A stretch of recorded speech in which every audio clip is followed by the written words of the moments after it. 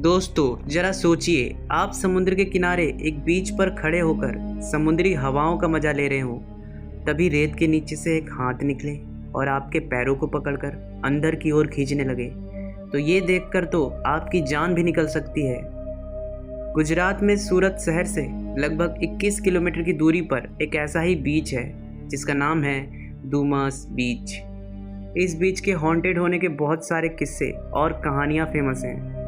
वहाँ जाने वाले लोगों की माने तो उन्होंने वहाँ किसी अनजान शक्ति को साफ साफ महसूस किया है, जो इस दुनिया के होकर भी इस दुनिया में नहीं है।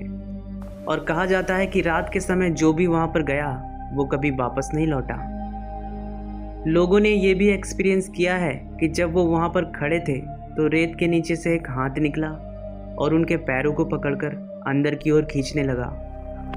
वैसे तो ये बीच बहुत खूबसूरत है और साथ साथ बहुत डरावना भी है। स्थानीय लोगों का कहना है कि यहाँ बहुत सारी अजीबोगरीब घटनाएं घटती हैं और यहाँ आत्माओं का बसेरा है, इसलिए दिन के समय तो यहाँ बहुत चहल पहल रहती है, लेकिन अंधेरा होते ही ये बीच इतना वीरान हो जाता है कि कोई इंसान तो दूर परिंदा भी नज़र नहीं आता।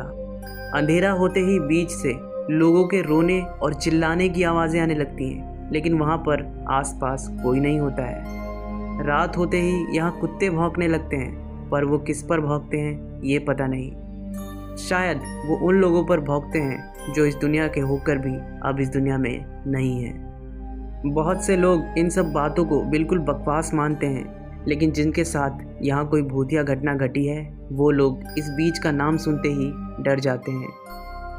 यहाँ की अजीब बात तो ये है कि यहाँ की रेत काली है। नॉर्मली समुद्र के किनारे की जो रेत होती है वो मटमैली होती है, पर यहाँ की रेत तो काली है, जो इस बीच को और ज़्यादा डरावना बनाती है। यहाँ का इतिहास क्या है और क्यों है यहाँ की रेत काली, ये तो कोई नहीं जानता, लेकिन अगर स्थानीय लोगों की माने तो पहले यहाँ शमशान घाट हुआ करता था। जो बॉडीज़ यहाँ जलाई जाती थी उन्हीं की राख यहाँ की रेत में मिल गई और यहाँ की रेत हमेशा के लिए काली हो गई।